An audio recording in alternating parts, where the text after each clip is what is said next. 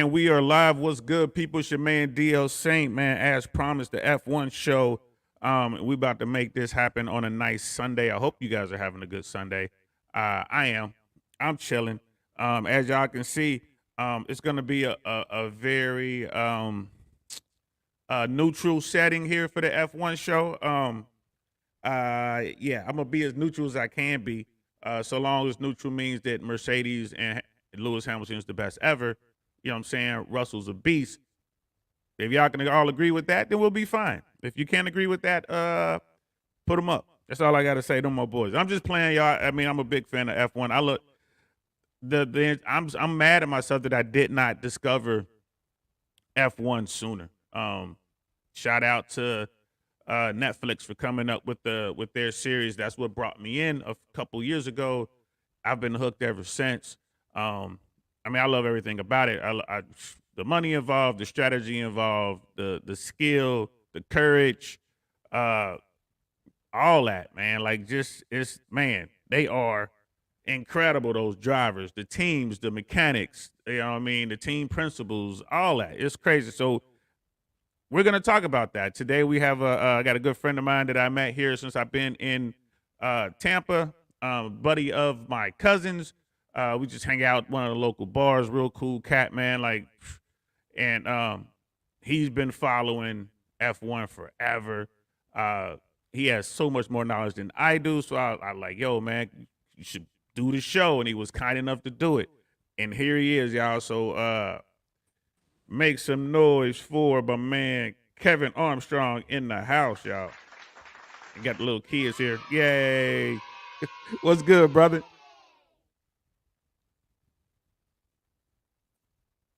We might, right off the rip, we might have a little bit of technical difficulty.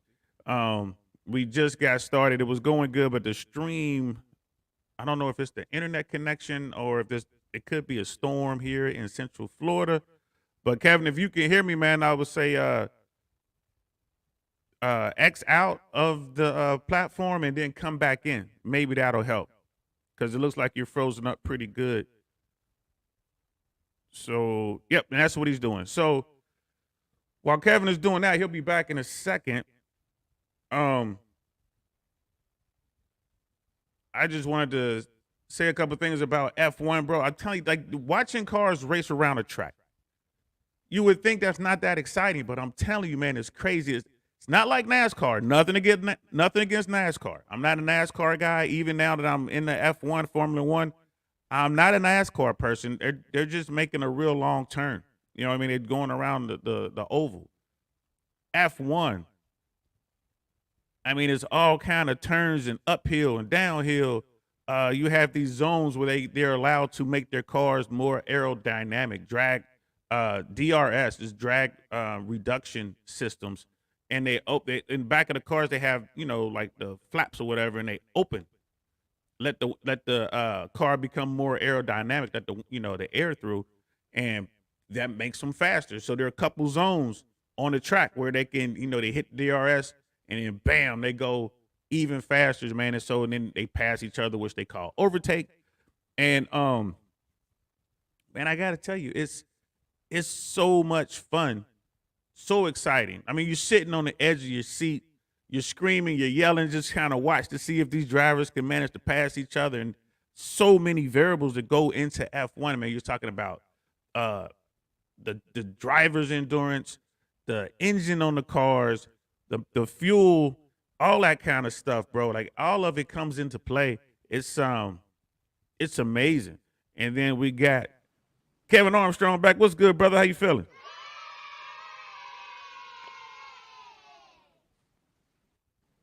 And yeah, can you hear me? You got a pretty good audio or no audio? You can't hear me. Let's see. It's good on my end. Make sure you're not muted or anything like that. I don't know if you can hear me, but I can't hear you. I got you now. I heard that. I heard that last part. And we still got just a little bit of a lag. If you want, feel free to, if you wanted to turn your camera off, there's an option where you can stop your cam. If you want to do that, maybe I mean, people wouldn't be able to see you, but they'll be able to hear you. Yeah, because I'm moving on my end. It's like I'm pretty good on this end. And so I heard you for a second. Can you hear me now? Oh man, looks like we're having technical difficulties. These things happen when you're doing live broadcasts. That's part of the beauty of it. And we'll keep trying here. If for some reason we can't manage to sort this issue out, we'll reschedule because I want to make sure everyone can hear what Kevin has to say about the sport, especially when we get into it, because we're just gonna break it all the way down, and I really want to do that with someone who has a lot of knowledge of the sport itself. So give me a second. I'm gonna jump offline and hit brother Kevin up on the chat. Let's see. 1 second, y'all. I'm, like I said, we do it live, so this is part of it. I'm just asking him now if he wants to try his computer. Maybe that can make a difference. Try using.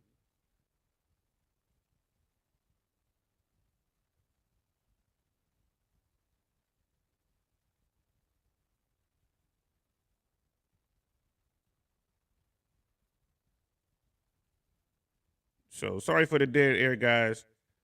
Just trying to sort this out. And again, if we don't figure it out today, we'll definitely get this worked out over the next few days, and then we'll shoot it, even if it means pre-recording it. Because I am, like I said, I'm a big fan. Look at me, I got all decked out for it. Got my gear on. I want this to be one of my best shows ever.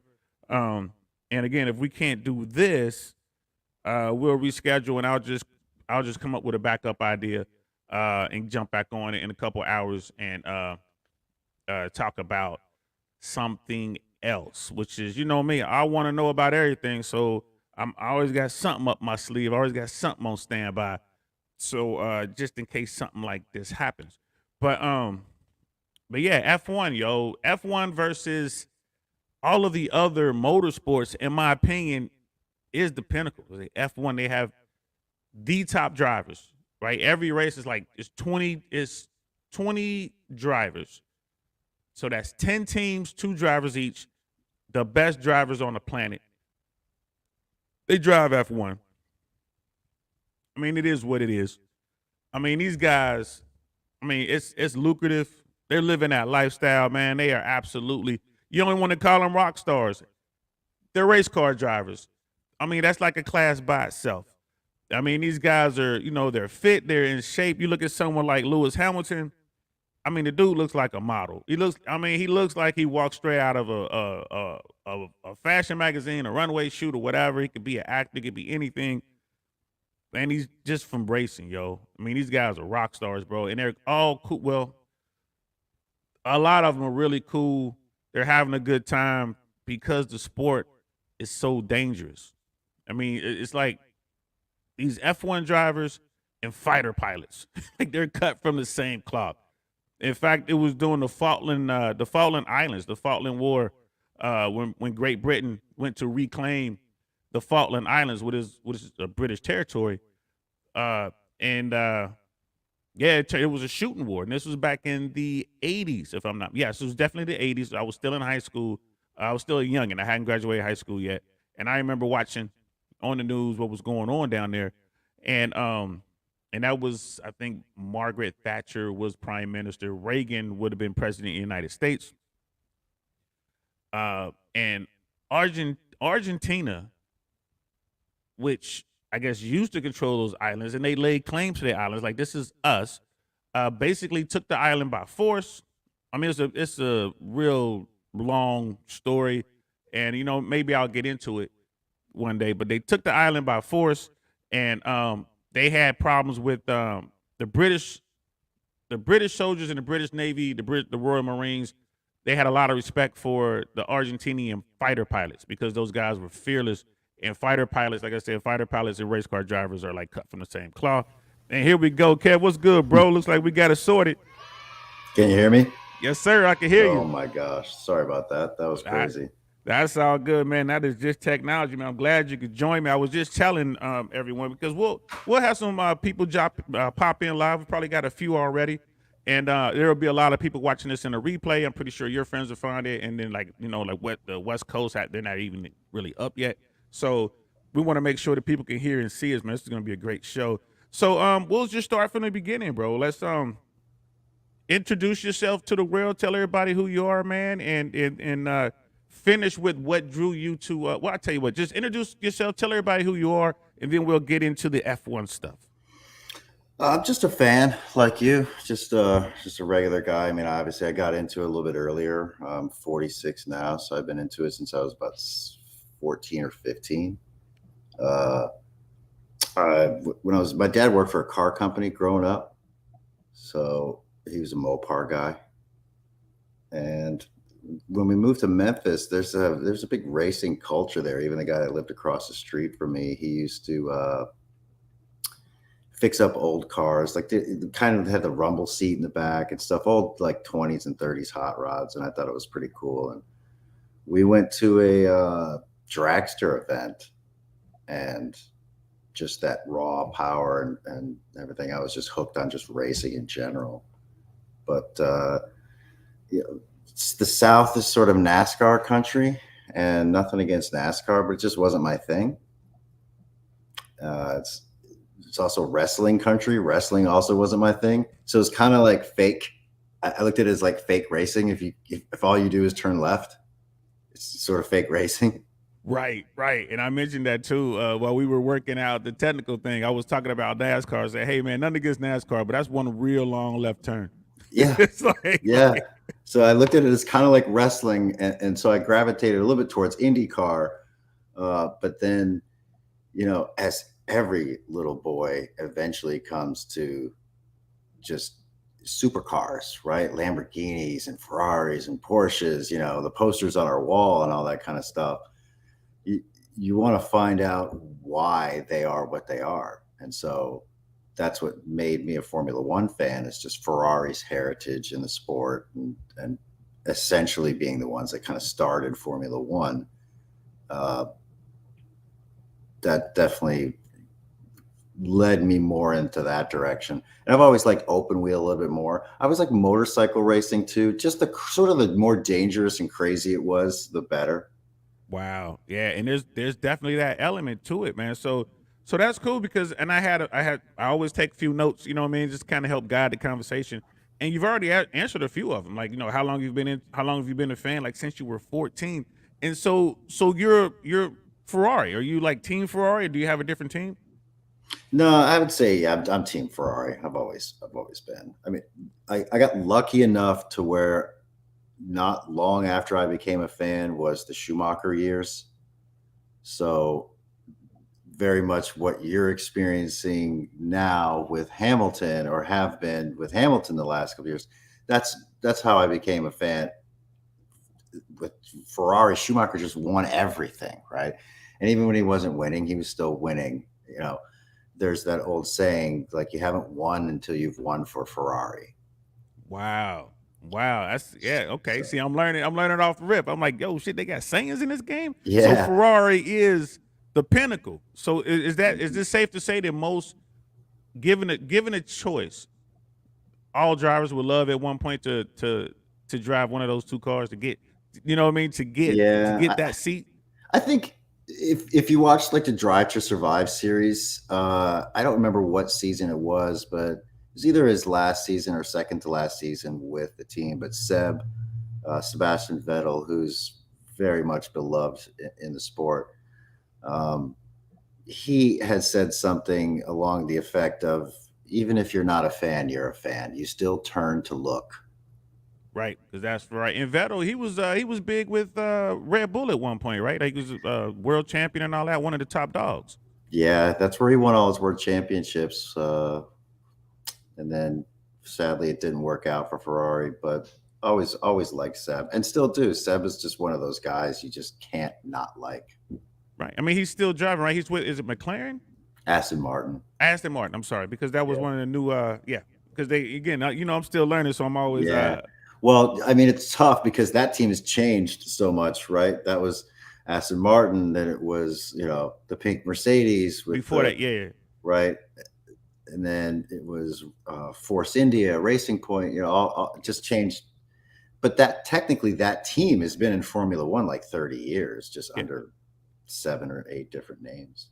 Right, but the team has been solid. So yeah, and then and we'll get into controversies and all that stuff a little later when it talks about they had that thing when they bought what did they buy, the Mercedes? They bought a car basically. It was time to do another car, and they're like, we'll just buy that one from Yeah, it last was year. the brake ducts.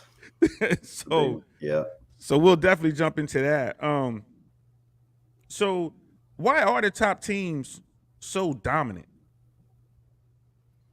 in F1? It's research and development. That's one of the reasons why Mercedes was so good coming into the turbo hybrid era, is they, from just a general manufacturer standpoint, they had all the tools in place. They were already manufacturing those types of things for their consumer division, or at least doing the R&D in their consumer division.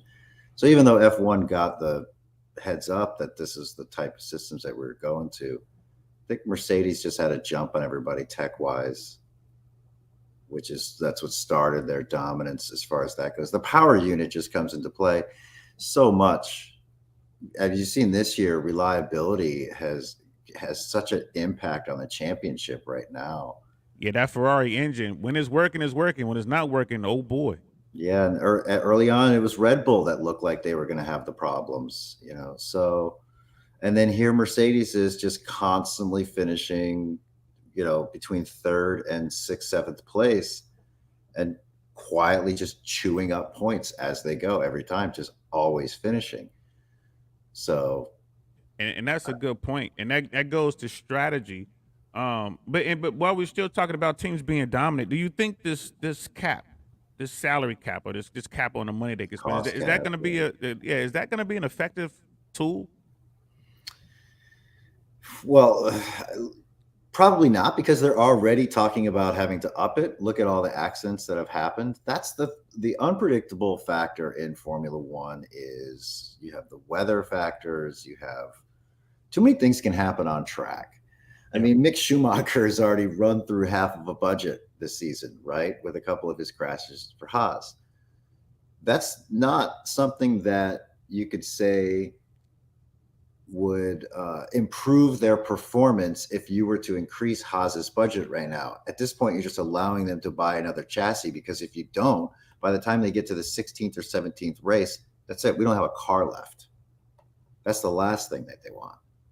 Right. So I don't think that they thought it through when they talked about the cost cap, because the other part about that is it really doesn't talk about R&D. Mercedes and Ferrari and of course Red Bull they subsidize all of their R&D, so it really doesn't show up on the F1 budget. It's part of this whole other, AMG is what does all the research, right? Okay. So it bleeds into the F1 tech. Ferrari has an entire motorsport division, so a lot of teams can hide those costs. Whereas a smaller team like Haas, that's it. There's nobody else doing their R&D for them.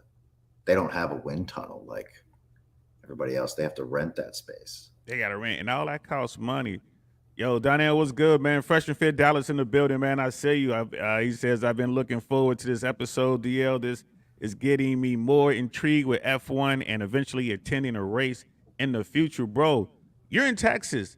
They're coming to Austin this year. Is it Austin this year? October. Oh, yeah. And they'll be in Mexico City, which is still, you're in Texas. So, bro, you get at least 2 good opportunities this year to check out F1, and next year you'll get 3 because they're going to be in Vegas. Yeah, the Vegas race. I don't know about racing at night in Vegas, to be honest with you. At those speeds, that should be interesting.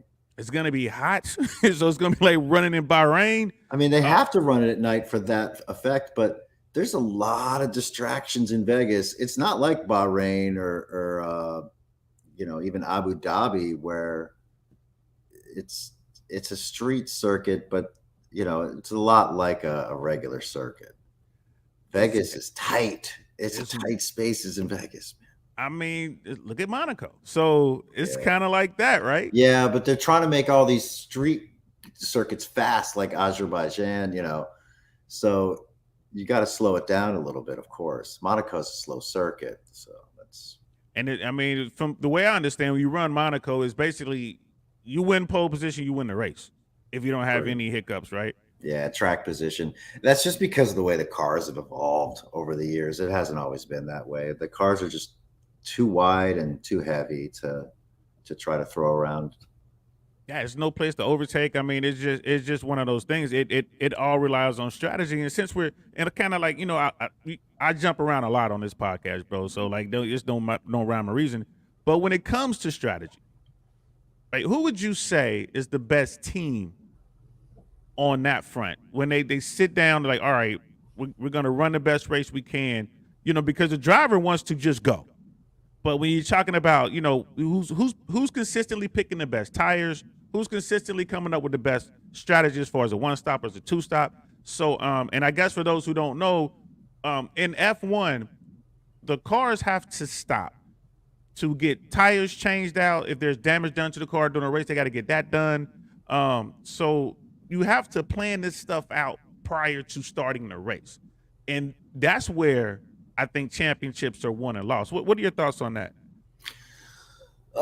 For sure. Well, first part of the question, who has the best strategy? That has definitely changed this year, and I think last year, but more this year because of the way they changed the qualifying format. Prior to this year, whatever tires that you got through on Q2 are the ones that you had to start the race on, right? So you had a lot of people just running in Q2 that were at the top of the fields, knowing that they could sort of get by on a medium or hard tire because that's what they wanted to start the race on, and then save a extra set of softs for Q3 and going for pole.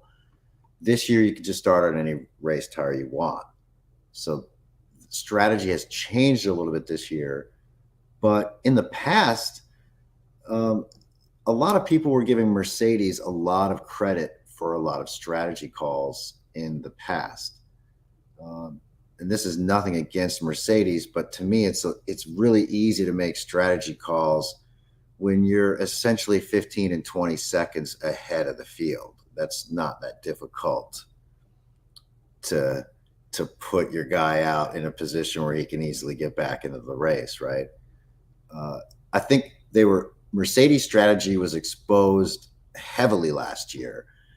They made a lot of mistakes on strategy last year that they hadn't made in the past, or perhaps there were calls that they didn't need to make in the past that they now needed to make at a certain time and under a certain amount of pressure that they were never under before last year.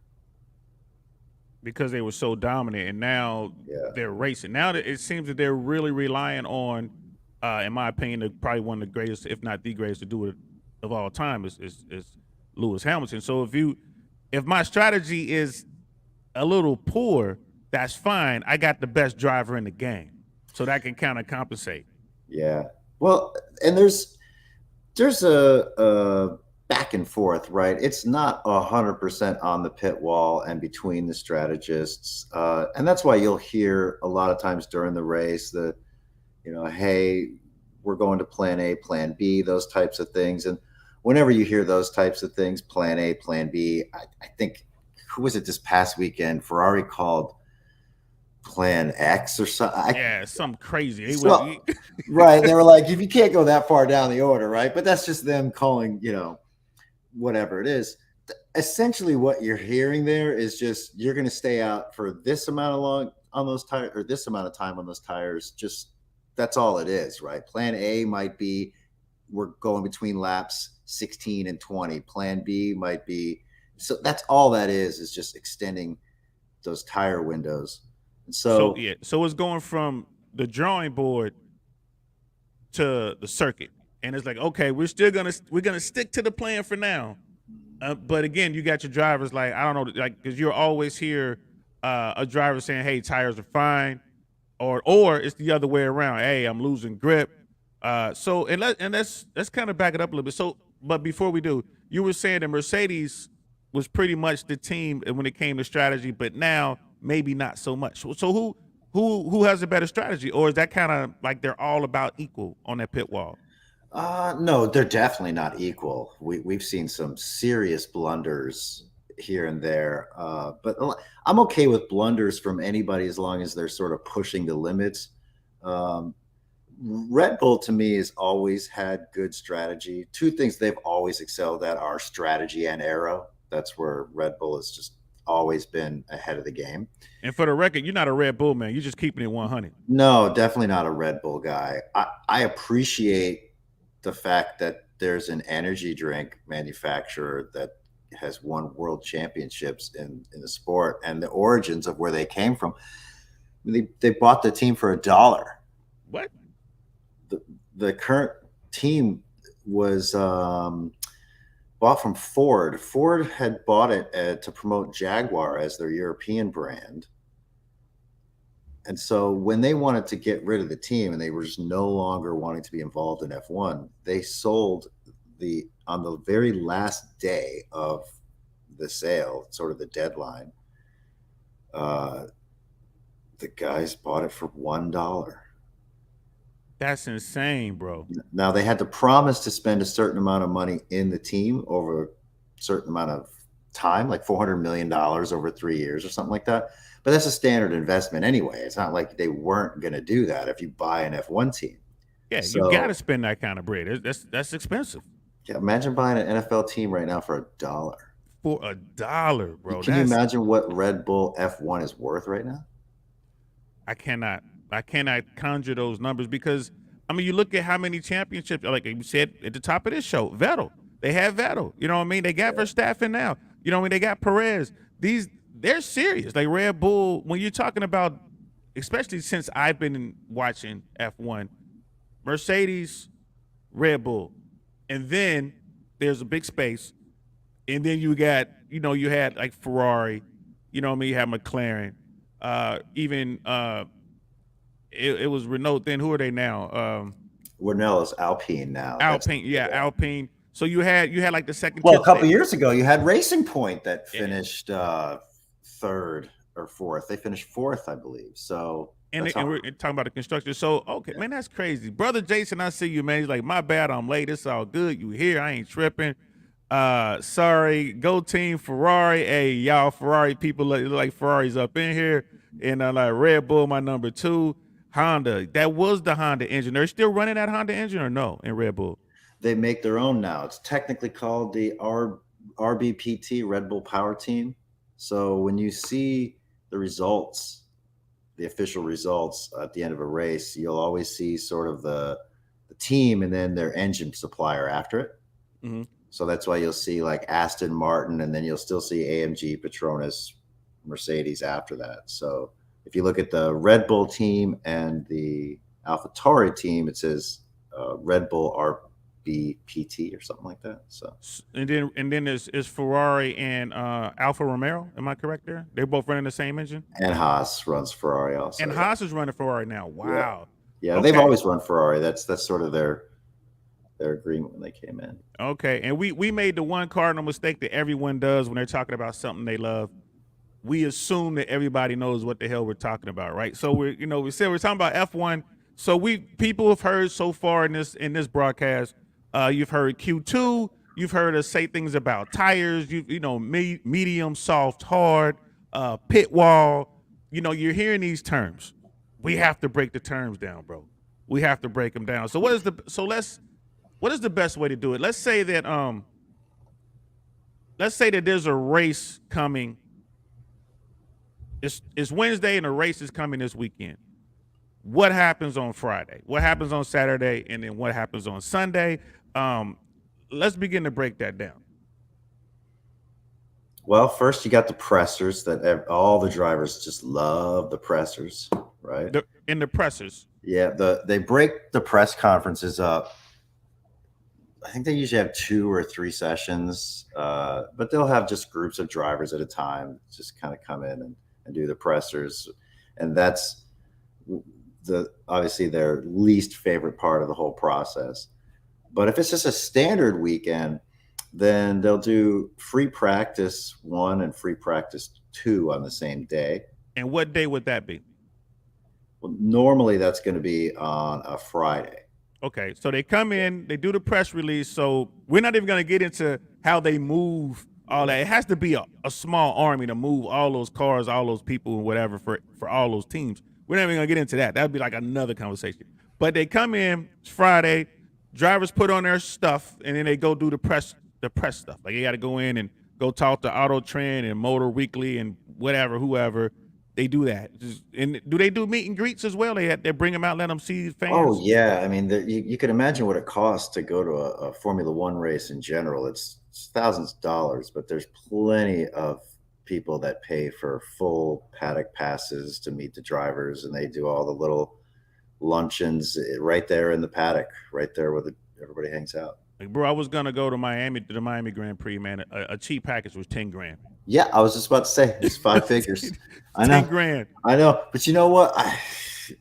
Austin, I've always wanted to go there too, but really Monaco, man, I would rather save up for a couple years and just find. Man, that's you got to be looking at between 20 and 50 grand, depending on how you get down to go to Monaco, bro. Probably. And I ain't mad at you. Do it. Hey, if you get a +1, bro, I'll put. Hey, what's up? I'll come over here. Exactly. I'll go out and get us some fine women, bro. Trust me, I'll go out there and run my mouthpiece. But so and we're saying these prices though, but like Monaco, Miami, these are really expensive Grand Prix. You can really go to Austin. You can go to Mexico City, Bahrain. You can go to Silverstone, which is in the UK.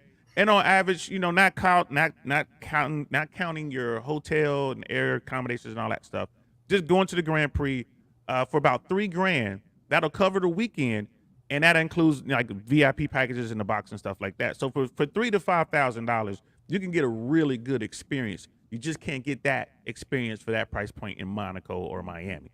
To throw it out there. Vegas is going to be real expensive too, and I'm just kind of guessing. And brother Donnell's out there, man. Perfect timing about what happens each day. I'm on Ticketmaster as we speak, looking for tickets. Hey, man. Yeah.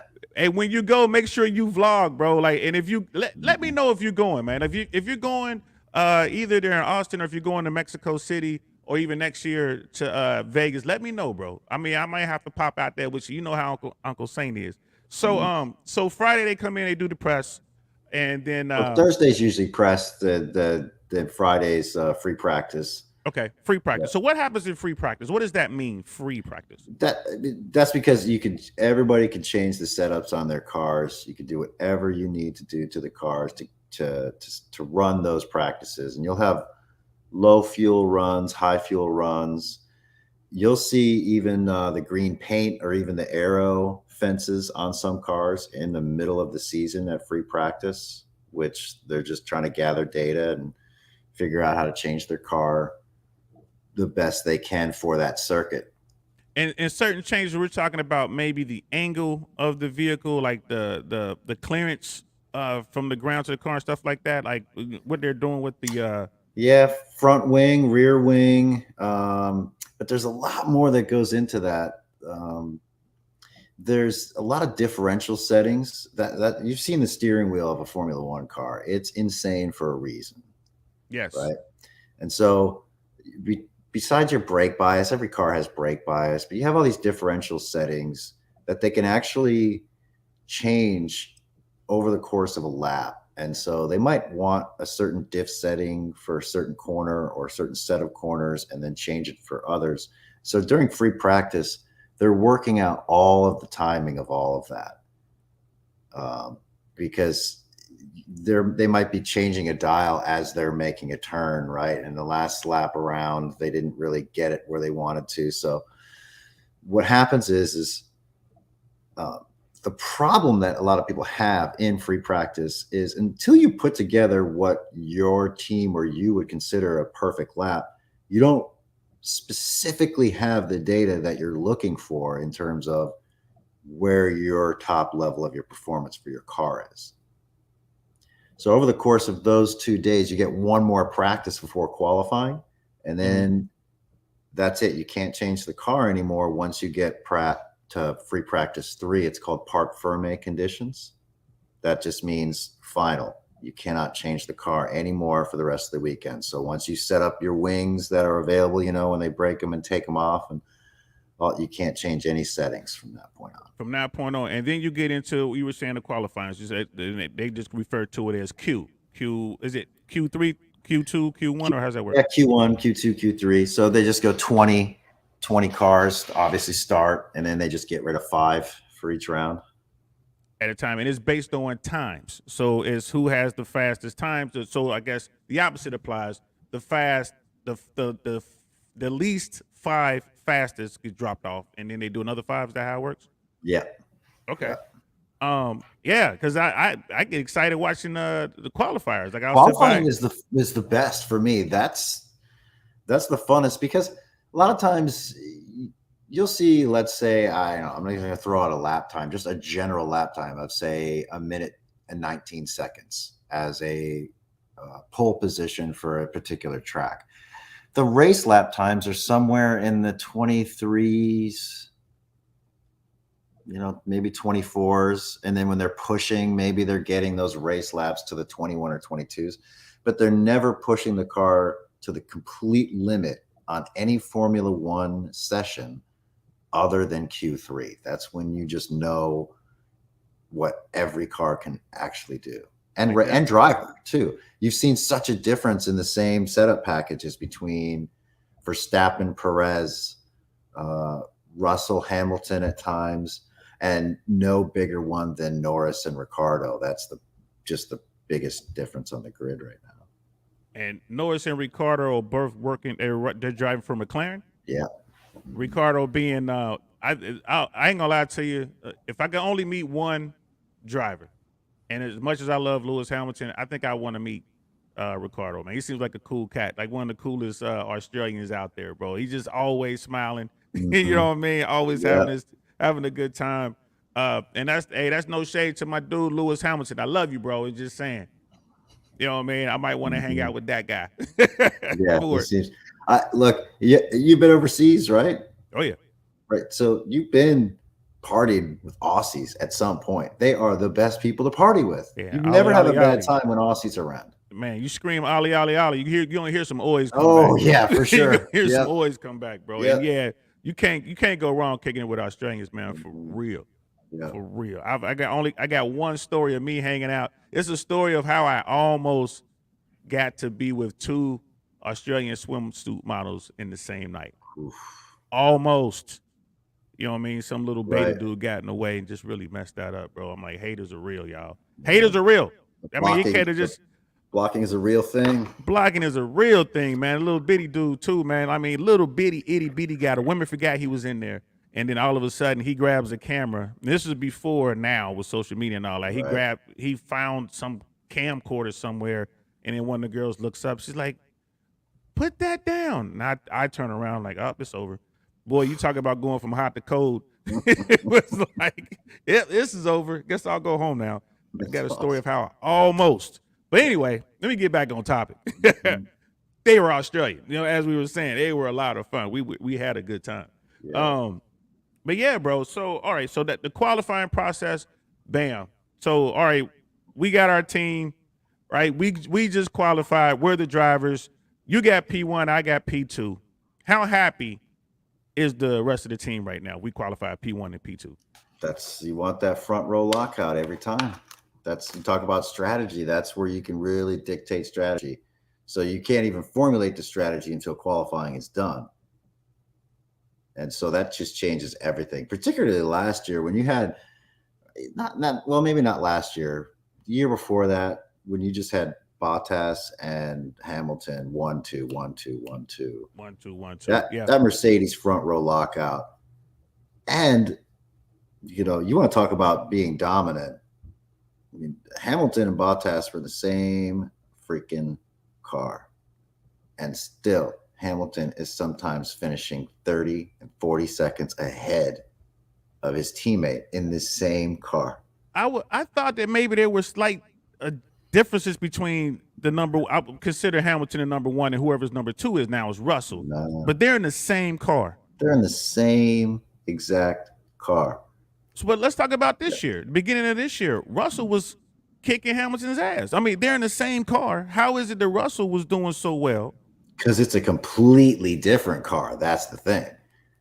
It's totally different, right? So what Hamilton is used to as far as getting the response out of the car that he needs to drive it to his driving style, it just hasn't worked as well up until now, where they're starting to get the car under control a little bit, right? Yeah, they're starting to get they're getting a little pace, and pace is like F1 talk for speed and consistency, right? Yeah, for sure. Now they definitely, I think there's merit to the commentators talking about early on where Russell is used to driving a bad car. Coming from Williams. Yeah. So there might be a little bit of truth to that in terms of the psychological aspect, right? In terms of drawing the performance out of a package that may not be to your liking and having that frustrate you. Because in Russell's eyes, yeah, he was having a little bit of a rough ride, but he's still finishing 2 seconds above where his car from last year was finishing in the Williams. Yeah, so he's still happy. And I wanted to throw that in there. Like, I've been watching Russell in that Williams, like scrapping and scrapping. I mean, was it last season? Maybe this. I think it was last season. The man was in tears because he got P8. Yep. He got P8. Yeah. That's why everybody loves George. Yeah. Yeah, he was in tears because he knew how much it meant to the team. Okay, so when you hear these terms, y'all, like P1, P8, P whatever, you've heard pole position or whatever. So when I don't even know what the P stands for. Does it stand for pole? Position. Okay, position. Yeah. So we're talking about what position they have won or they're going to start in or whatever.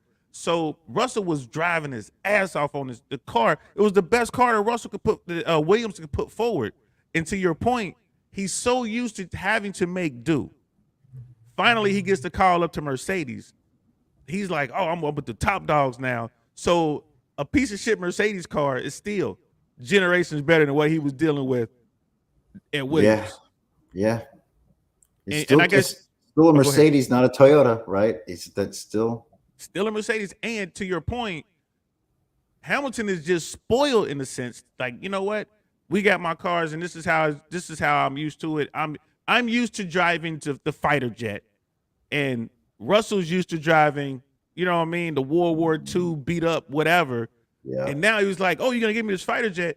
He's easily gonna be able to adjust faster to this new system than Hamilton. But I don't think he's adjusting in terms of changing his driving style to fit the car, because Hamilton clearly had Mercedes at his back. This goes for Russell and Hamilton, right? They both have to adapt in terms of driving this new car. I just think that part of the factor that really comes into play is the psychological factor. And so George is still with Mercedes, and there's still a difference between like when you play for the Yankees and the Yankees are in a down year, you still know that your owner is going to go out there and spend $250 million on one player if he has to in order to make your team better. Right. So when you're at Mercedes, you know you've been to that factory versus being at the factory at Williams. So when there's an issue with something, anything tech-wise that's going on, you know these people are going to fix this no matter what it is. So there's an optimism level there also that goes in with him being on the new team, but still having what would be classified as a subpar car for his talents, and Hamilton's, of course, also. But, so whereas Hamilton was coming off clearly a psychological disappointment from the year ahead, thinking that how could Mercedes not get it right? Right. Because we've gotten it right every year. And to not really even be in the Constructors' Championship right now is, I could tell you from Toto Wolff's perspective, that hurts a lot more than not having Hamilton or Russell at the top of the driver's standings. They want that Constructors' Championship more than anything.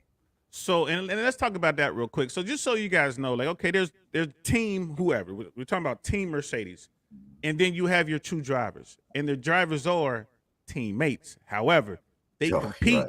against one another. So it's really, I can remember in There's no such thing as teammates in F1, right? That's the F1, like, thing. Yeah. Mhm. so when when you're trying to get a driver to quote unquote take one for the team, he might not. Like, he might not, because he wants those points. He wants to win. They're all super apex alpha dudes. Look what They George want to Saints win. did. Say again? Look what George Saints did on the restart. Ferrari asked him to Yeah. hold up, and he said, "Wait a minute, I'm on fresh tires. Don't ask me to do that." Don't ask me to do that. Go And he back gets further. his, Go back a few years. Ricardo and Verstappen. Was it oh, Monaco? that was where they crashed. Yeah. That was Azerbaijan, I Was that believe, where they Azerbaijan? crashed. Yeah, on the Let it straight. by. They just crashed into each That's other. totally Verstappen's fault, 100%. Yes. Besides the fact that he's weaving on the straight, there's team orders that he didn't follow, but just weaving on the straight, that was pretty bad. So yeah, that most And that's, yeah. most people blame Verstappen for that for sure. I know I do. Hey man, I ain't, like I said, the person I want to meet most, Ricardo. The person I ain't never got to meet in my life, Verstappen. If Verstappen's sitting in the room, they're like, "Hey man, there's Verstappen over there. He wants to say hi." Man, I'll wave and leave the room. I don't want to talk to dude. Yeah. You know what I mean? Like, Yeah. I'm sorry, bro. Like, Yeah. I'm sorry. And then his tactics are so aggressive. I remember when that was the last year when he and Hamilton tangled up a bunch, because Hamilton got sick and tired of basically letting Verstappen run roughshod. He's like, you know what? I'm gonna show this young boy something. And he like, I can run your race too, and that's one of the reasons I respect Lewis Hamilton so much. He can run any kind of race. You know, when y'all want to For get, sure. you know what I mean? Y'all want to do this right and be gentlemen about it. We can do that. Y'all want to get in the gutters? We can do that. So that's why I respect the guy so much. What are your thoughts on that? Well, I don't think there's any question of Hamilton's talent.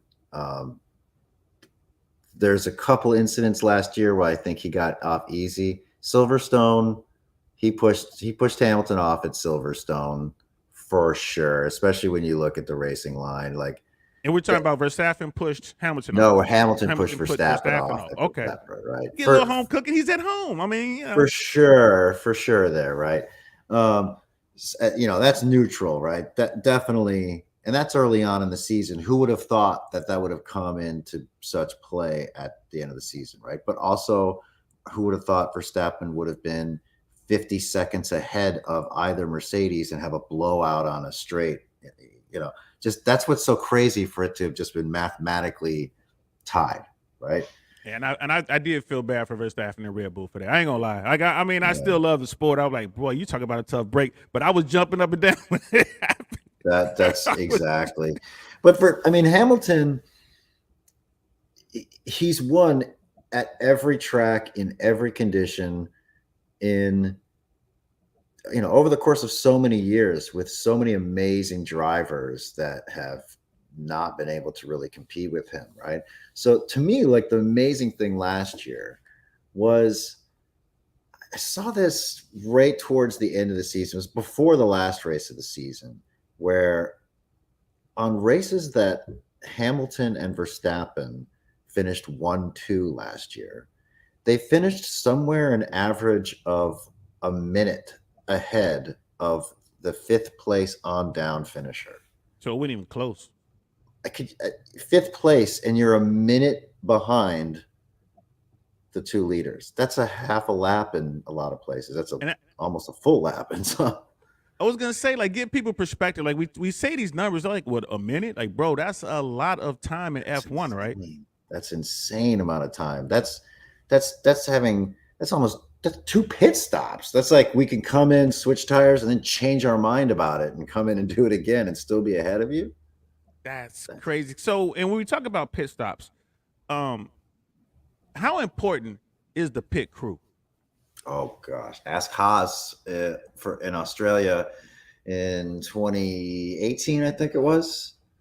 Haas was running 5th and 6th. Wow, which Haas, y'all. Haas, yeah, which would have been their best finish, and they pit. I don't remember if Grosjean or Magnussen came in first, but either way, they came in, left a pit stop, right rear tire was loose, had to stop the car. Next guy comes in, front left tire is loose, have to stop the car. Right. That'll make you And cry. not just that, but I mean that's just a pure mistake. One of the things that you can really look at in F1, and I'm sure that you've seen this obviously in the time that you've been watching, is they talk about the pit window.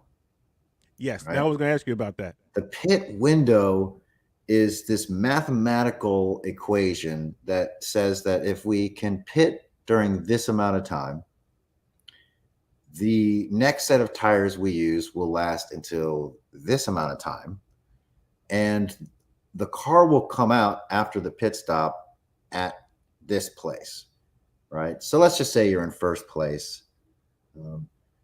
Yeah, we still remember we're 1 and 2. We're P1 and P2. You're senior, so you were P1. I'm P2.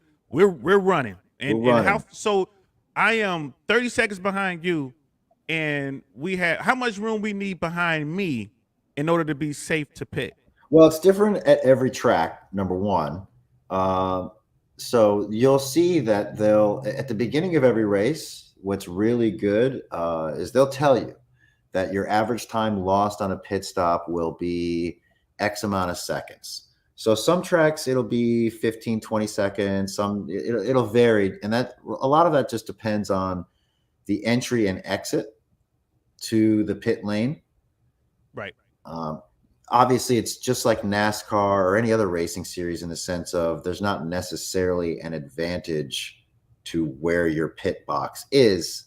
You still have to travel the same amount of time in and out of to get there. So we're looking at it. We're racing whatever track we're on. They're telling us 20 seconds.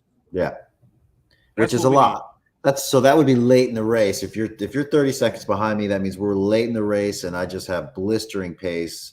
And I'm out there alone, which happens a lot. We've seen Verstappen and Leclerc even this season being sort of out there alone by themselves for a little while. So we're out there alone. We're running 1 and 2. It's 20 seconds between me and P3. Mm-hmm. So does my pace affect your pit stop? In other words, do I have to do something to keep number 3 behind me so you can have a clear pit stop and then hopefully go on and win the rest of the race? Is that part of it? So you're saying that because we're on the same team, right? Yes. Well, double stacks are really hard to do, but when you see them, they're awesome. I love it when they double stack, right? Mercedes has had some really amazing ones. They really won a race last year with a smart double stack move. Oh, they lost podium for a bad double stack too. And everybody has, right? So yeah, that's when double stacking is really hard to do for people that don't know. You bringing in 2 cars at the same time to pit, and your average pit stop, a bad pit stop is 3 seconds. A bad one. Wow. So y'all hear that? A bad pit stop. And that's taking all 4 tires off, putting all 4 tires on, and they have to jack the car up and then drop the car down and off. And that's a bad pit stop is 3 seconds. Yeah, and that's a bad pit stop 2 years ago was 2 seconds because they added this new system in where they have to kind of manually turn on the light for the driver to go. Everything was a little bit automated before. So the fastest pit stops a couple of years ago were like 1.6 seconds, I think. Red Bull did it. I was going to say shout out to Red Bull because they were killing it. They owned the pit at one point. Yeah. Yeah. And look what happened to Bottas in Monaco. If you Google it, he technically has the record for the longest pit stop in Formula One history. When they couldn't get the tire off? Yeah, it's like a 48-hour pit stop. It's like, bro, what are you doing? Yeah, I mean, because there was that double stack when Hamilton was sick. Russell was driving. So it was Russell and Bottas, and they messed up. Bottas and Russell double stack. Russell was running out front. I mean, he was well out front. Oh, yeah. And then they put some of Bottas's tires on Russell and vice versa, and they had to bring them back in. Again, that was the first time I saw a double stack that stuck with me, and I was like, oh, man, they really messed that up. But a pit stop now, 3 seconds is a bad pit stop. bad pit stop. Yeah, for sure. And that's calculated. That doesn't tell you the time necessarily when they tell you like this is your average pit stop, right? Because they might just throw like a 2.5 second number on there, right? But as soon as you get stuck, and it happened to actually Hamilton, I want to say in this last race where he lost a place basically because the pit stop was 0.2 of a second longer. Mm. That's how fragile a lot of that is, right?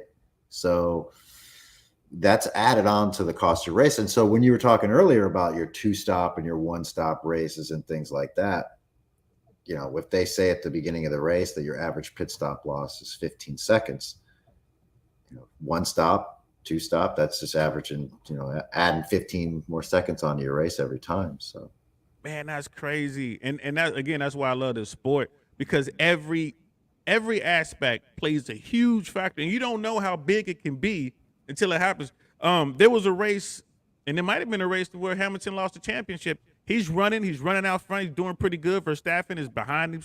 It's like no problem, and boom, someone crashes. And now they got it. Now it's a safety car. yeah.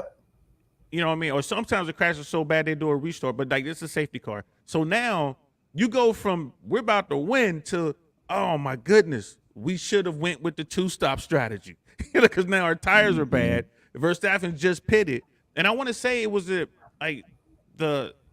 yellow flag came out. The safety car came out, but as Hamilton was passing the pit lane, he had to go all the way around again. He missed it. There was a sign before that.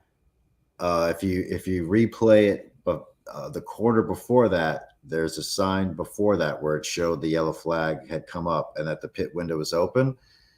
That was a bad call on the pit wall. So that was not Hamilton's fault. In fact, that entire race and the championship was lost on the pit wall, not in the cockpit for Hamilton. That has to drive you crazy. Yeah. That has to drive you crazy. Just in the sense of it made great drama, but I think there would have been the same amount of drama. I don't know who would have won if they both had soft tires at the end. Who would have known what would have happened? But, you know, because you're going to get DRS and then the other person's going to get DRS. You know, it's just kind of that bounce back and forth. Yes. But to not give Hamilton the best possible solution there, the pit wall was about 2 seconds too late. And that, like you said, that seconds are so huge in that sport. So I found this online. Just I wanted to do this real quick while we got folks here to give them an idea of what it's like to be behind the wheel of an F1 car. You were talking about the steering wheel. Look at that steering wheel. Yeah. This is just coming out the pit lane. Yeah, that's pit speed, so that's 60 miles an hour. Wow. But you're so low to the ground. That's the thing, that the way that they sit is, imagine being completely laid back in your recliner. My God, look at this. Oh, I missed that sound too, that old sound. Yeah, this car doesn't have a halo. No, that's the old V10s. Those have such a great, listen to that sound. They don't sound like that anymore. My goodness, bro.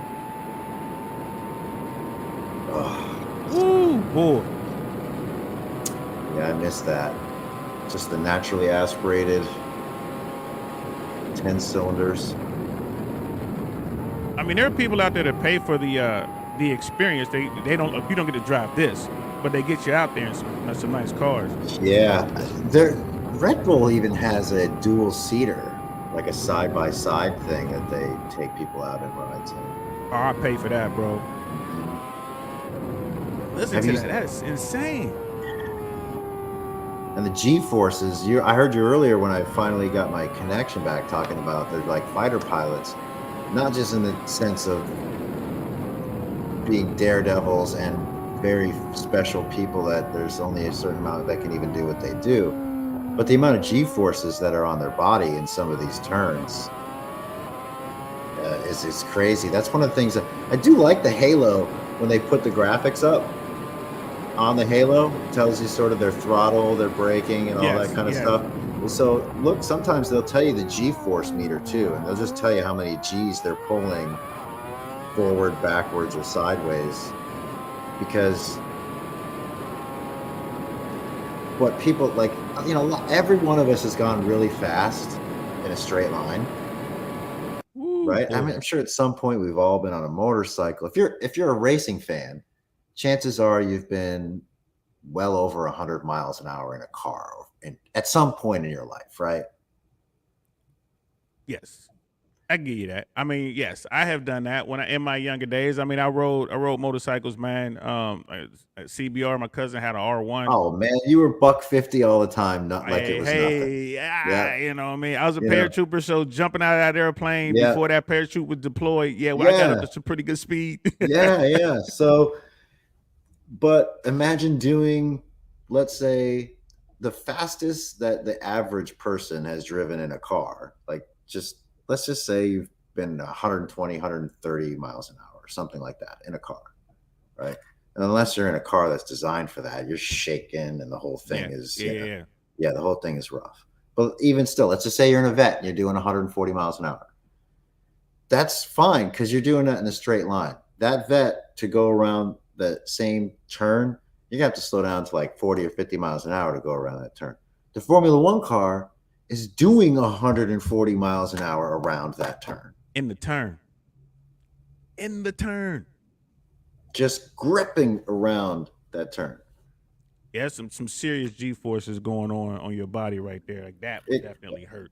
the most Formula One cars can go from 0 to 100 miles an hour and then back down to 0 in less than 5 seconds. It's the back down to 0. It's what makes that crazy. It's a lot of G forces on you, y'all. A lot. And When you're braking, yeah. right. Think about in your car when you're just braking, because it's coming from 60 miles an hour trying to get down to 20 miles per hour. And you're like, oh, now you're going from, 150 miles an hour down to 20 miles an hour. Yeah. Imagine the forces. And then, like you said, that's what back they up have to to use. 120. Yeah.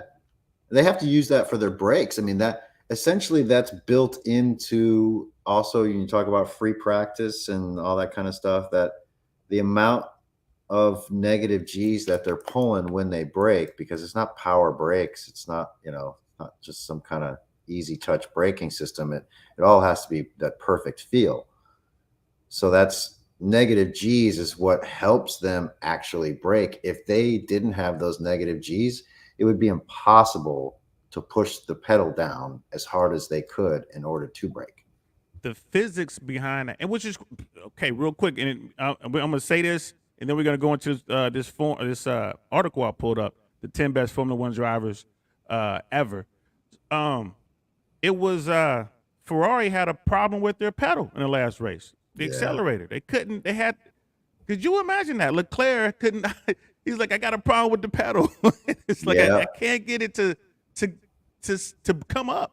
So he's trying to slow down, and the pedal is stuck. So he's accelerating and braking at the same time. I didn't actually see if they released anything saying whether that was technical or whether that was mechanical or a software issue. Because the talking heads were saying that should be with a black and white flag or something like that to make him come in to fix that, and that would have cost him the race.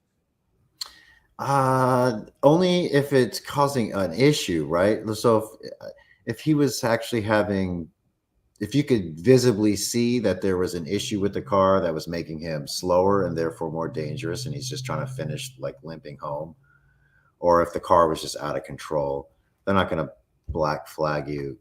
If anything, they were going to try to black flag him for driving without half a front wing for the right race. Yeah. Right. Yeah. So yeah. Okay. So that because he won. I mean, he was well ahead. Verstappen tried to make a move on him, but he just didn't have the pace.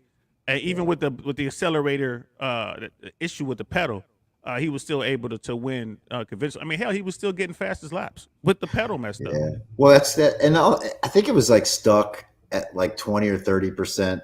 Yes. So it was just really screwing him up on the downshifts and the corners and stuff. You can imagine what that does if you got somebody that hops in your car that's like, yeah, I know how to drive a clutch, and then you're like, man, you are burning the hell out of my clutch. You burning this clutch Release up. the gas, bro. Like, move. Let me show you how to do this. Yeah. So So here's a list here, and I just wanted to get your take on it, man. And this was from Autosport .com, I think it was Autosport.com. Yeah, they got Sir Lewis Hamilton number one, 103 wins. Like this is crazy. His first race 2007 Australian Grand Prix. He's got 7 world championships.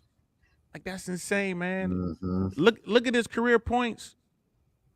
4,274 and a half career points. Yeah. I mean, he has more championships than most teams.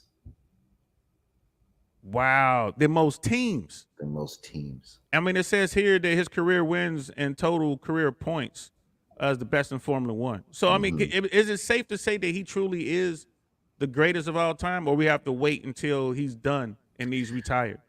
Well, the knock on him versus Schumacher in that regard, which is right there, and there's Schumacher right there. Yeah, is that there was probably a little bit more level of a playing field during Schumacher's time in that sense.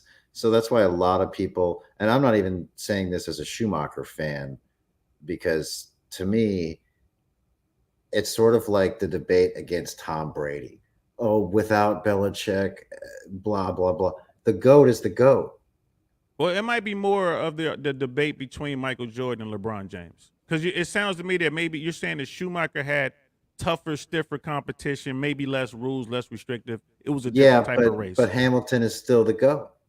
Right. I'm I mean, not mad you can't, at it. So especially because whatever you want to say about Michael Schumacher, and I agree with what I just said, with there was a more of an even playing field amongst the teams during Schumacher's time. Now, that being said, Mercedes' dominance in the hybrid era, there's been 2 cars that have been capable of winning a championship that entire time, yet only one person has been winning them, and winning them convincingly. It's not like it's come down to the last couple of races with any of his teammates. He is winning it with 4 races to go. Right. So so you can't sit there and measure Hamilton against the technology of other teams or measure him against the other drivers during his era. You could measure him against his teammates. So at a time when there were, at the very least, 2 championship capable cars, only one person was winning them, and winning them convincingly. And that was Sir Lewis. And then here's your man Vettel. They got Vettel at 3 all time. You know what I mean? 53 wins. Yeah. To get 4 I mean, they're kind of going. championships. That's by stats. Then they're just kind of definitely going by stats. I don't know that most people would put Vettel as the 3rd driver all time in the history of the sport. I think most people would put Senna. Yeah, I think they got Senna down here at 5. Yeah, I mean, his career was cut short. Right. He had a rod go through his face. I mean, had that not happened, and look, you got Alonso. They got Alonso on here. I was about to say I would go Senna and then Alonso as far as that list goes, for sure. Would you put Vettel on the top 10 or no? In the top 10, yeah, they're not the top 5. And which is funny because Alonso, Hamilton, and Vettel are still racing. I know. And Alonso just had a comment the other day I saw where somebody was giving him crap for being old and, hey, are you taking somebody else's seat? And he said, you're only taking somebody else's seat if you're slow. Yeah, man, beat me. It's like beat me, bro. Exactly. Yeah. That's crazy, man. So all right, and then we'll wind it up here pretty quick because like an hour goes by so fast, man, and there's so much we could talk about, so much we haven't covered. But let's just talk about how lethal F1 is and how it's gotten better. But wasn't there a time where every season a driver would lose his life? Oh, it was terrible. The safety wasn't really a thing even until the money becomes a play, just like every other sport, right? That's what's sad about the whole thing. The NFL doesn't give a crap about concussions till they get sued, right? Right. And so it's the same thing in Formula One. Every bit of safety was just discarded for speed in a sport that was, designed to be pushing the limit. which to a certain extent I agree, right? I'm not the type of person who agrees with all these pansy quarterback rules where you just can't even touch the guy anymore. It's not football, right? But there's only 20 of these guys doing this. So you got to figure out a way to preserve them. And it actually really wasn't until Senna that everybody finally was taking notice. To be honest with you, the greatest thing, Senna's death has probably saved 100 lives. Say at least, huh? Yeah, because he really started to make safety an issue towards the end of his career. And there's a good movie or documentary about him versus Senna versus Prost, Alain Prost, Yeah, I saw that. his Yeah, big it's really rival. good. Yeah, really And, good. and who ended up becoming a pallbearer at his funeral and the head of his foundation. He's the head of the Senna's foundation. So, they became really close after that. But the thing that united them was safety, right? It's particularly because those two guys were just going at it. But nobody really took it seriously.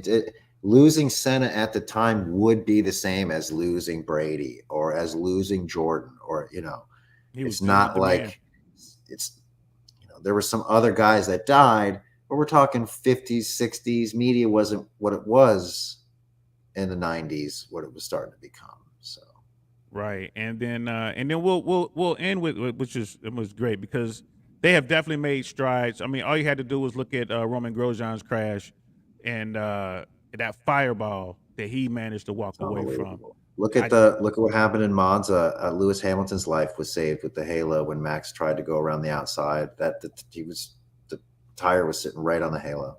Right on the halo, and then you look at the Chinese driver Zhou Guan Yu this past weekend. Yes, that is an you talk about anybody who's into F1, just Google that crash. Grosjean is obviously, that's crazy, right? The fireball, that's insane. But when you look at that crash, you're almost like, man, there's a lot of weird things that had to happen in order to make all that take place. Right. That was a freakish chain of events that I mean, and the cars aren't even supposed to blow up like that. Like there was so many things that went wrong. It was like the perfect combination of things. Yeah. But with Jean, I keep it's a Zhou Guan Yu is how you say it. They call him Joy to make it easy. Joy. Yeah. Joy's thing. That's a typical F1 crash on a lap one race. Yeah. I mean, and for him to be at the track by the end of the race. Yeah. And we didn't even realize Alex Albon actually had to go for a concussion. He was at the hospital longer than Zhou Guan Yu was. Right. And when you look at that incident, it didn't really look like much. He just kind of pinged into the wall a little bit. So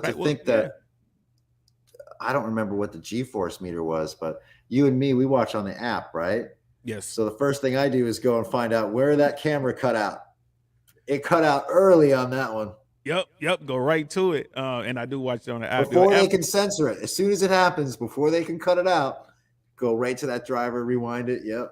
Go right to it, y'all. And shout out to F1 and their app. I'm all about it. I pay for that service. It's a great service. The best. It is the absolute best. You want to talk about, if anybody is a fan of the fact that, and this is why Formula One has gotten so popular, is because of the Netflix. It's because of the access to the stars of the sport. Well, when you should watch F1, give the app a try, because on there you can watch multiple different broadcasts, but you can watch from the driver's perspective. At any given point, you can just switch to the driver. It's unfiltered, uncensored radio messages. Imagine having a helmet cam from your favorite NFL player where you can just watch the game from their perspective the whole time. And listen to what the coaches are saying. Yeah, exactly. All that right there. Yeah, right it's crazy. There. So now I love that F1 app. You know what I mean? Like if you're thinking about getting into F1, if you like what we're talking about, you got to get that app. You just have to. That's the only way to watch. Watch the race whenever you want. You watch all of the qualifying. Watch everything. All of the press. You see it all. Like it's close as you can get to it. So all right, and then in closing, we'll end with this, because you mentioned to me that one of the reasons you like Sir Lewis Hamilton is because he came from the common people. So what did you mean by that? Well, I sort of the knock on F1 as opposed. This might be why, some people get a little bit put off by European sports in general, is there's sort of the rich guy sport. And Formula One is definitely a rich guy sport. You can imagine how much money it takes to get these shifter carts, is where most of them start off as karting, as these shifter carts. It's thousands and thousands of dollars to just maintain them, never mind traveling and taking them everywhere and doing all this stuff. So Lewis Hamilton is probably the last of the common guy, like the guys like us whose dad just loved their kid, and his dad is just an amazing guy. Yes. Right? So anybody whose parents did not have the means, and I come from parents the same way. I got 10 brothers and sisters, and we all came from a hockey family, right? Imagine what 5 boys cost playing hockey. Oh my goodness. Right. Yeah, so there's sacrifices had to be made. So Hamilton is the last of those regular guys that, he was winning races because of his skill and his father's will to push him to succeed in many ways, the same way Tiger's father pushed him. I look at those two as very, very closely related. So you think that, have we reached the end of that particular era? Like, will there be another common man to reach the kind of heights that in that sport that Lewis Hamilton has, or is it just too expensive? I don't know, man. I think it's too expensive because of where the sport is going.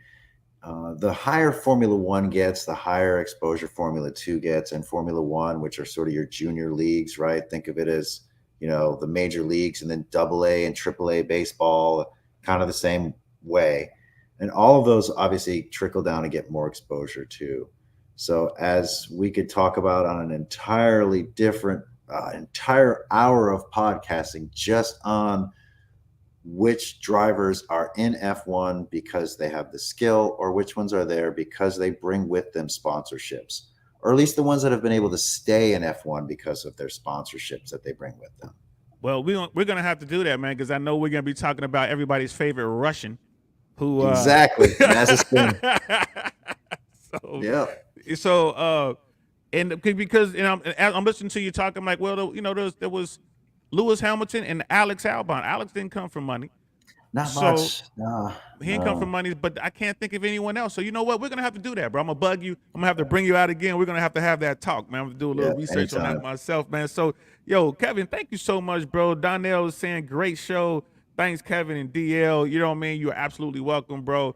F1 is not considered probably a black sport, but I was in Miami last weekend, and there was a sister wearing this hat in the club in Miami. Nice. And I stopped her and I was like, what's that 44 mean? And she was like, Sir Lewis Hamilton, he's the greatest. I'm like, I'm just checking. Okay. Just checking. Making sure. Yeah, and I was like, 3 podiums the last 3 races. She was like, that's right, dude. It's 2 a.m. We're at this nightclub. So, brother, thank you so much, Kevin, for doing this, man. I'll give you a last word, and then we'll wrap this up. Anything you want to say, or any shots out or anything, whatever you want to say? Well, not really. I appreciate it. Like I said, it's the first time I've ever done anything like this. I've never done any radio or any media or anything. So just, and I love F1 and it's sort of like when you have that underground band you used to listen to, and then finally they become popular, and you're happy for them because they're on their 7th album now. These bastards got to eat. It's time for them to start getting paid. So you're happy that they're now popular and on the radio. You're not mad about it. That's the way the Netflix thing with F1 has been to me. I was just like, I have so many people that are into it now, and I'm all for it. Like, just, having more people to talk about what you love and what you're passionate about, it's great. That's what's up, man. And all I got to say to you is Ferrari, boo, and Mercedes, Yay. That's how we that's how we're gonna get down. Thank you so much, brother. I really appreciate it, No man. problem. I'm DL Saint. This is Kevin Armstrong, the F1 guy. This is the DL Saint I Really Want to Know podcast. We'll talk to y'all later. Peace.